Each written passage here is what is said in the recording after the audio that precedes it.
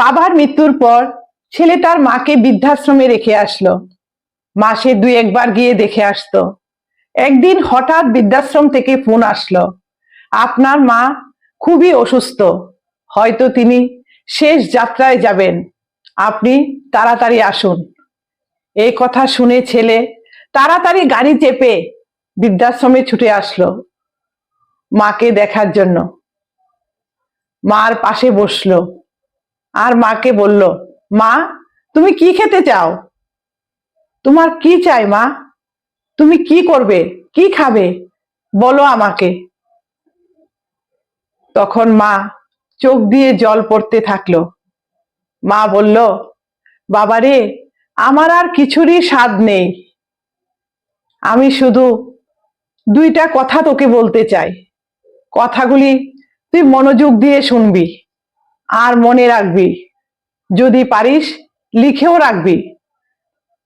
ছেলে উৎসাহ হয়ে বলল, বলো মা, তোমার সব কথা আমি মনোযোগ দিয়ে শুনবো, বলো।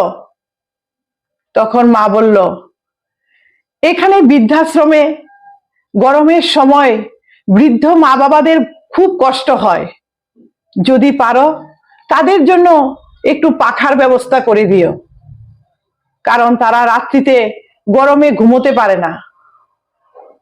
আর শীতের সময় একটু গরম জলের ব্যবস্থা করে দিও, কারণ এই বৃদ্ধ মা বাবাগুলি শীতের সময় ঠান্ডা জল দিয়ে স্নান করতে, ঠান্ডা জল খেতে খুবই কষ্ট হয়।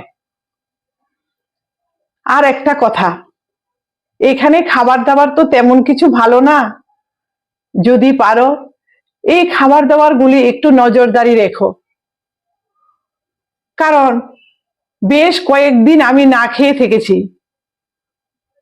খাওয়া দাওয়া একদমই ভালো না। এই কথা শুনে ছেলে বলল, মা আমি তো মাসে 1-2 বার এসে তোমার সাথে দেখা করি, তোমার এত কষ্ট হচ্ছে তুমি তো কোনোদিনও বলনি, তুমি তো আমাকে এই কথাটা বলতে পারতে। তখন মা অবাক হয়ে ছেলের দিকে তাকিয়ে থাকলো। মা অবাক চোখে তাকিয়ে বলল, বাবা, আমি এখানে থাকতে থাকতে দুঃখ, যন্ত্রণা, কষ্ট সবকিছু সহ্য করার ক্ষমতা হয়ে গেছে, এখন আর আমার এসবের কোনো যন্ত্রণা হয় না।